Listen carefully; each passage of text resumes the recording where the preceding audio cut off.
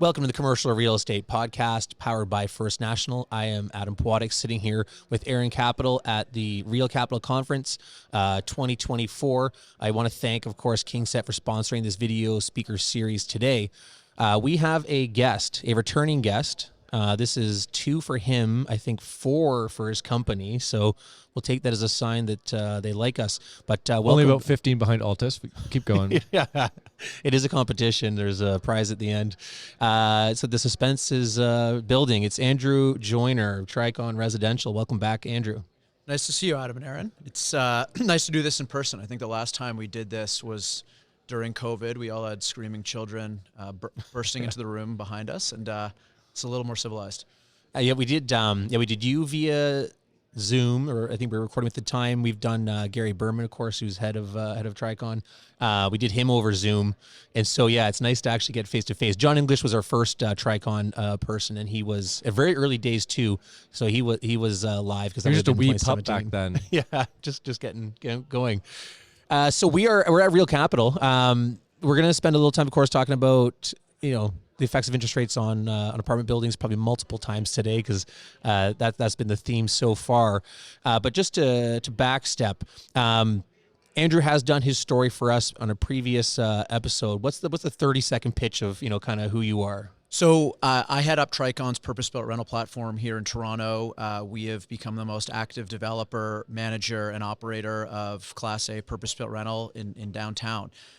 We're focused on service and technology to simplify our residents' lives, resort quality amenities, and creating community in each one of our projects. We're also incredibly proud to be a partner of choice of all 3 levels of government. We've got about 1,000 affordable units in our portfolio, which we're incredibly excited to have started to deliver to the market. Canary Landing at Block 8 we opened earlier this year. And this country, more than ever, needs more purpose-built rental housing supply, and we're incredibly proud to be part of that solution. Well, a big part too, how deep is the pipeline now of units under construction or in planning? Mm-hmm. So overall, our portfolio today is about 5,800 units that are either in lease-up or under active construction. And so we are the most active group in the marketplace in Toronto, and we continue to look for locations around the city where we can plant a flag and build more purpose-built rental. So you're keen on rental, obviously, but I think not that we want to sour the conversation, but there's a number of headwinds right now in trying to achieve that goal.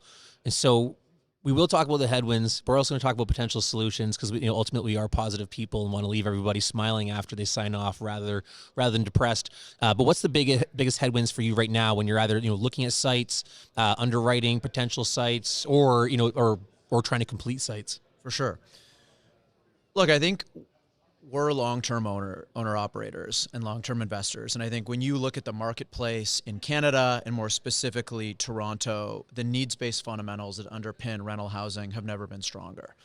Canada has the highest population growth in the G7. Canada has the lowest dwelling units per unit of population in the G7. And the disproportionate of growth in Canada ends up in Toronto. So, historically, we've welcomed about 200,000 people a year to the city, and we're only delivering 20,000 units. So the supply-demand dynamics continue to be quite out of equilibrium, and we're excited to be part of the solution in terms of creating rental housing where people want to live, be it young people, new Canadians, key workers, et cetera. It's incredibly important that they have great places to live in the downtown core. It's foundational to our city. In terms of the headwinds that we face, I think in many ways it's hard assets globally. And when interest rates increase, a resetting occurs in terms of the cost of capital and overall expectations. And I think and this is certainly in our space, interest rates have increased about 150 basis points over the last 2 to 3 years in terms of long-term permanent takeout financing. And so what that has done is that has increased requirements to kick off new projects in terms of the development yield that's required. And so, I think when you survey the market, notwithstanding some really encouraging government policies that have been introduced, namely the HST rebate to encourage more purpose-built rental construction, I think when you look across the market, there just haven't been enough projects that are being kicked off. And I think that's in large part because of interest rates. The I feel development. like he's blaming us a little bit. It's not our fault.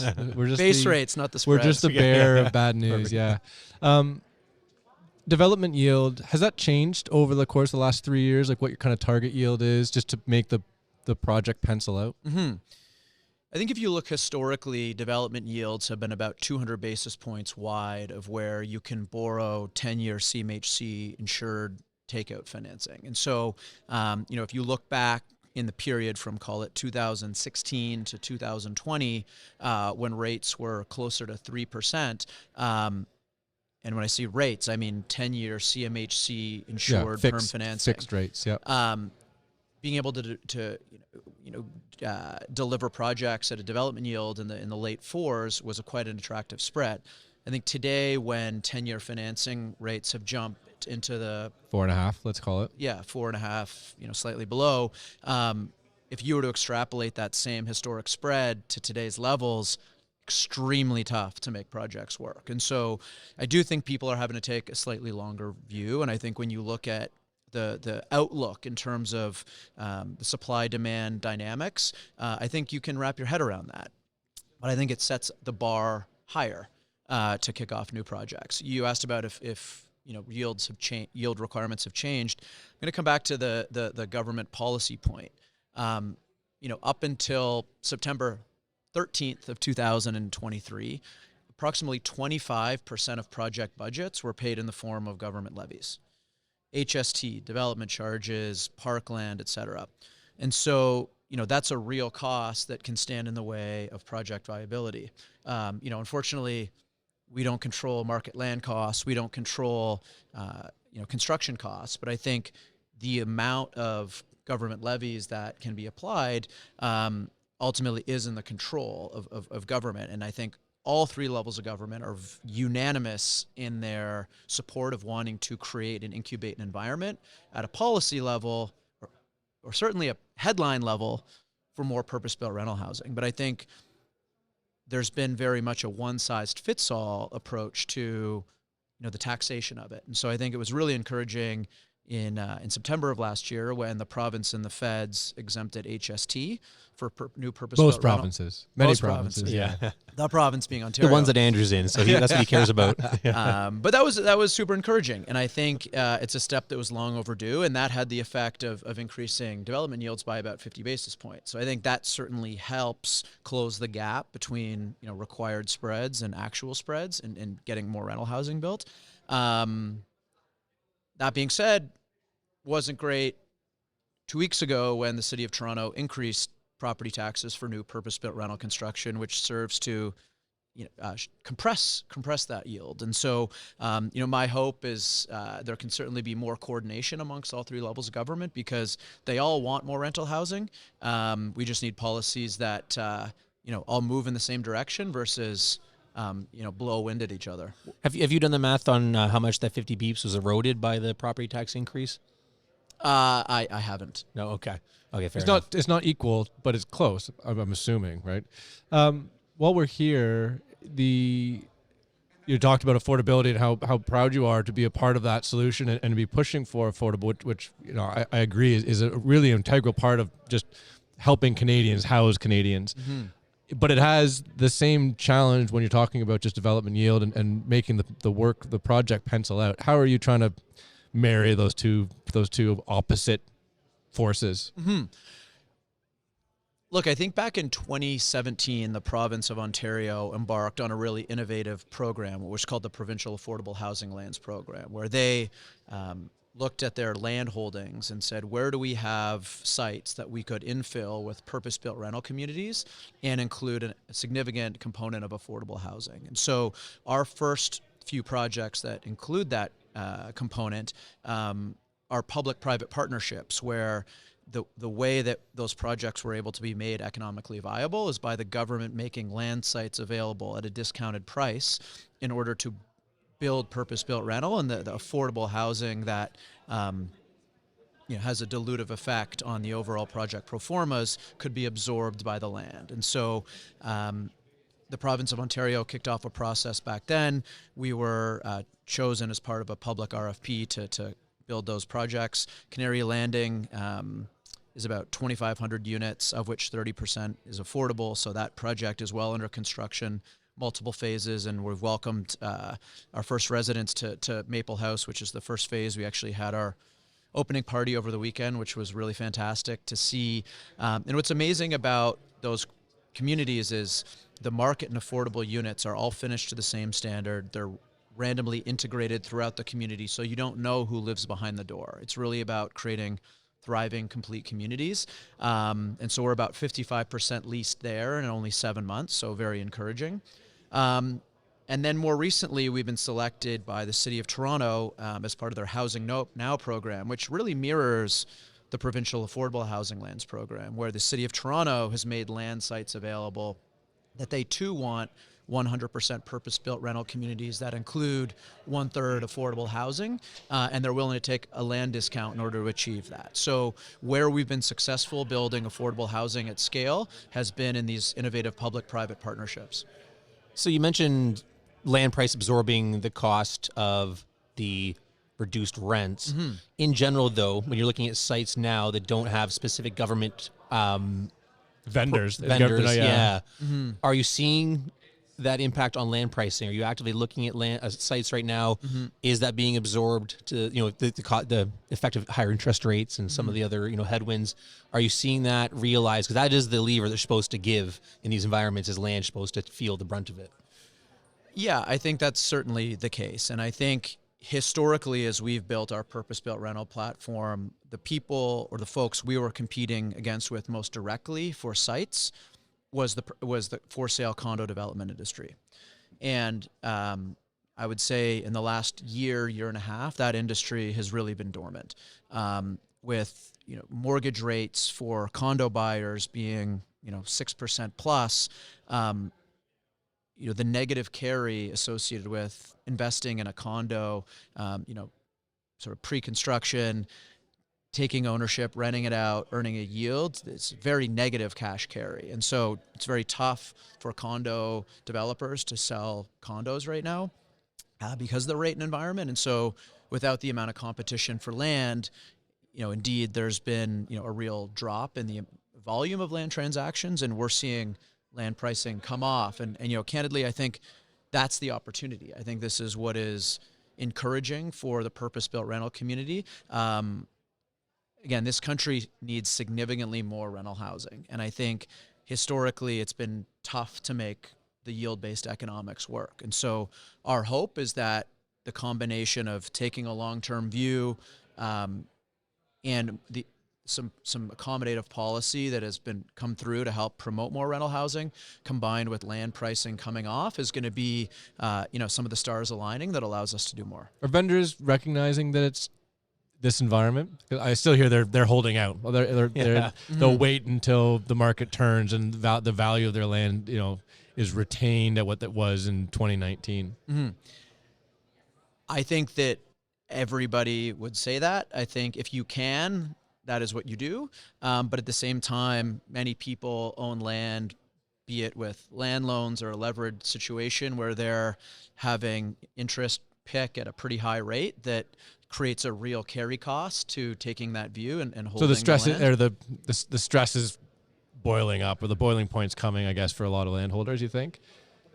I would say that if the number of phone calls we get to buy sites is a proxy for that, yes. Well, let's pivot a little bit just to the market we're in right now. And we've been surprised by the resiliency, I think, in the face of this environment with prime at whatever it is, 7.2%, and the land loans that you would have taken out. To your point, if you bought a big parcel of land with the intention of developing it, and you got a prime +2 deal, that was whatever it was, 4.5%, 5%. Now it's 9%, and that carry cost would really have a giant impact on your cash flow. We've thought at First National, I think a lot of us in the industry at large thought that there would be more challenged participants in the marketplace. And we really haven't seen it. I mean, there's been a couple. Van Dyke's been in the news, and the one, of course, but I'm not even sure that was a direct impact of rising interest rates. What do you think? And are you seeing it? Is it happening behind the scenes? Do you think that there's still more to come? what's your sort of opinion on how resilient the industry's been? I agree with that observation. I think it has been resilient, but I think that really comes down to sort of our national housing landscape. We've got a lot of institutional capital in the system. We've got a significant number of large pension funds that are active investors in housing. I think everybody who's active in the market, if they can take a medium or longer term view, understands that housing demand will continue to be very strong and robust in this country. And so I think people are of the view that the market will recover. The question is when and how long they can wait. And to your point, Aaron, I think if you have a land loan clicking at 10%, if you thought this was going to be a 3-month situation of higher rates, you probably said, I'm going to try to wait this out. But I think as people,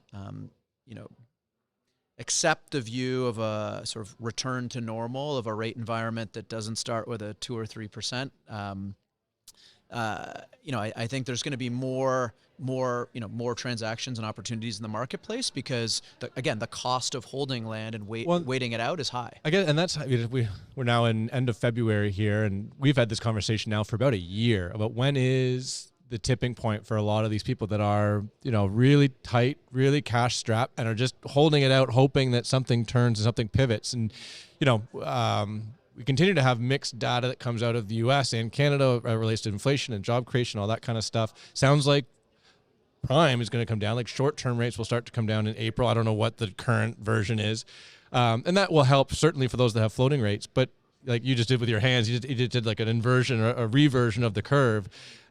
The short rate come down, long rates probably don't really come down, so it doesn't have an impact on that side. What I'm trying to get at is, do you believe there's still some downturn coming? There's still a little bit more damage to occur in the marketplace. The land prices still have to come off a little bit more for us to kind of get to the bottom of the cycle. And maybe the question is, in a long-winded way, is where are we at that trough? Are we there yet, or how much longer do you think until we really do hit the new cycle? Mm-hmm. I think when you look at what's going on in the equity market today, that would suggest we've very close or already hit the bottom. I think you've seen quite strong recovery going into 2024, and so that gives me confidence. I think, notwithstanding, I agree with the view that there's sort of going to be a higher for longer environment. I think that there's a view that there's more stability, there's more predictability, and I think certainly a view towards there being more increases. I think that's over, and so the question is ultimately, when are we going to see the first rate cut?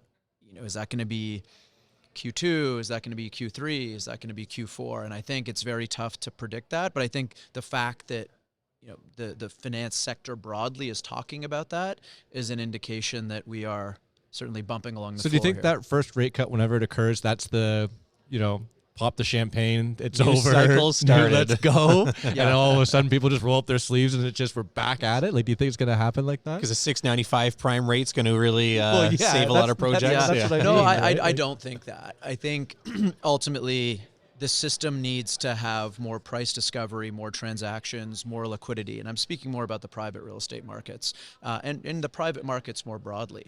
I think when you look at a lot of the capital that is so central to unlocking housing supply, in many instances, it's a function of alternatives. And if you're still able to earn 4s and 5s and what a GIC rate is, Right. whatever it is, 4.5 or whatever it is today, like that's compelling. Now, that's not inflation protected over the long term, whereas real estate is. So I'm not necessarily here to advocate for that being a good risk-adjusted It's a basis proxy to versus, compare, right? But I think when the universal of alternatives continues to deliver relatively high return alternatives, it makes the case for alternative assets generally, real estate, infrastructure, private equity, et cetera. It has an impact. And so I think we're just going to need to see a theme of more liquidity and transactions as being the key to unlocking future deal flow, as opposed to 25 bips in either direction.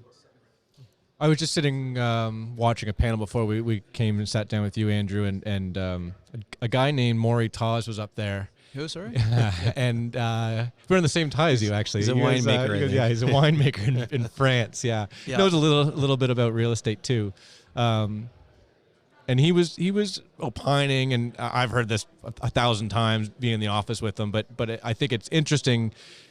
It still seems to not have resonated with many people. He's saying, interest rates are 4.5%. You just did the steepening of the curve. Short rates are going to come down. I'm not sure long rates follow with it. Long rates probably stay where they are, let's assume. Mm-hmm. But yet we're still seeing cap rates at 4.5. And he's saying, if we agree that interest rates are going to be range bound in that 4 to 4.5% range. Mm-hmm. Cap rates have to trade at a spread above. Mm-hmm. There isn't nearly as much upside in rents as there used to be. Do cap rates continue to decompress, even though we might see this new cycle start? Mm-hmm. So, look, Maury's a lender, so he's always going to bring a very conservative worldview. Fair. And I don't agree with that perspective. I think you need to look at investing on a relative basis. And I think you can't look at the spot rate. You need to look at the growth.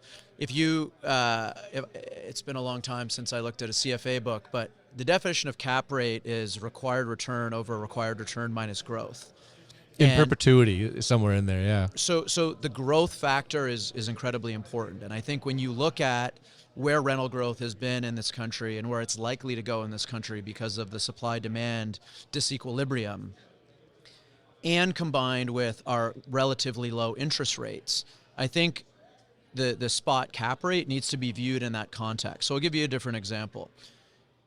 If you can go buy a prime multifamily building in Boston today at a 5.25 cap, and you're financing that at a 6.8 or a 6.9 from Fannie or Freddie, and you have a lower rental growth prospect, would you rather do that, or would you rather buy a Canadian apartment at a 4, as a for instance, 3.75 even, finance it at a 4.2, and have a really robust rental growth outlook?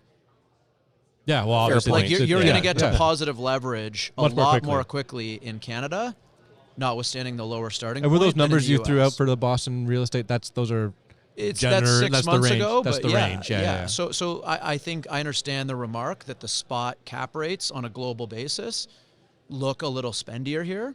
But I think when you consider the fact that our borrowing costs in this country are, 200 basis points plus lower than other markets, and we have a much more robust, rental growth dynamic in light of the supply-demand disequilibrium, I think when you put all those things together, the outlook is bright for allocating capital to the sector today. I think Michael Betzalel of JLL has famously argued the cap rates are irrelevant. He might be overstating it a little bit, but I think he's on a similar wavelength as you. Well, it's liquidity, I think, ultimately is what you're getting at, Andrew, right? Is that, regardless of where you think the numbers spec out, there's a lot of capital chasing deals, and everybody will figure out a way to make it work if they want to get their capital out. Let's end on some sunshine, as promised, because we are running out of time here. So I'm not going to ask the magic wand question, but what do you think reasonable concessions that are appealing to all parties in the real estate sector, which would include government, of course, a reasonable path to facilitate robust rental apartment growth within Canada? What changes do you think people could make the next year or two that would facilitate that are not kind of, pie in the sky stuff? So the first one is there's a significant, so I would say extending the HST reform to existing projects. There's a lot of projects that have started construction in the last 3 to 4 years in this country that are facing a lot of the same challenges that projects are today. Construction cost hyperinflation relative to when they commenced projects, interest rates effectively doubling since projects started. And that's having an effect of making projects, relative to pro forma, not look as good. And furthermore, and perhaps most importantly, these projects are requiring more equity. More equity at refinancing because rates have gone up, more equity because costs are up. And so my view and it's shared by many in the industry, and Build recently quantified this, of the approximately 120,000 units under construction today, purpose-built rental across the country, about half of those are under strategic review to be converted to condo or have halted construction. And all three levels of government in this country want more rental housing, and they want it now. And so the best way to ensure that that housing continues as purpose-built rental and isn't stopped or considered to be converted is to apply the HST exemption to those projects to make sure that they don't have these emergency capital calls, that there is liquidity to finish the projects. And there's been proposals tabled to government that if those HST savings on existing projects are given, that there would be a commitment from those that use that exemption to take those savings and put it into new supply within the next 2 years. And so that's something that Build, Adrian Rocca and myself have presented, and we're hopeful that the federal government is listening, because I think that is a really good way to ensure that shorter term rental supply, is delivered. The second comes back to the point I made earlier about coordination among all three levels of government. The City of Toronto's property tax increase for new purpose-built rental does the exact opposite of what the province and the feds just did on the HST benefit. And so that doesn't make a lot of sense to me. I believe that that's an unintended consequence of the fact that residential rates and new purpose-built rental property tax rates are actually tethered at the provincial level. So legislative change is required in order to decouple those and not have new PBR rates jump as much. But we're hopeful that will change, because we need all three levels of government rowing in the same direction with the private sector to build more. Magic wand question, just to finish it off, because I always like this, and you're pretty well tapped in, Andrew, so I'm curious. Magic wand, what releases the hound, so to speak? What gets us Giant moving? sweeping change. Where all of a sudden we're going from 120 under construction to 400. What does it? Yeah. I think the one that's left is kind of sits on the shoulders of the municipality. Again, the province and the feds have stepped up. Municipality?